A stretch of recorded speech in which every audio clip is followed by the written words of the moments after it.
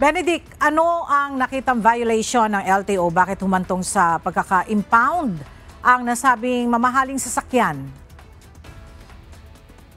Magandang tanghali, Ella. Dahil nga hindi nakapaskil yung plate number dito sa harapan ng luxury vehicle, ay ito yung dahilan kung bakit kuha ng Land Transportation Office ang dilaw na Ferrari sa bahagi ng SCTEX noong November 2.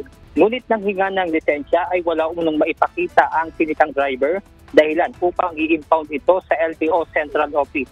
Ayon kay LTO Chief Assistant Secretary Marcos Tacanilaw, nang i-post ito sa LTO social media page ay may mga nag-message pa sa kanila na nagpapakilalang may-ari umano ng naturang sasakyan. At dahil din sa nakitang problema sa tax, kanina ay i-turn over na ito ng LTO sa Bureau of Customs. Ayon naman sa BOC representative, kung hindi isasailalim muna ito sa investigasyon at kung hindi maisasaayos ang mga papeles, ay maaaring sumailalim sa auction o isubasta ang naturang sasakyan.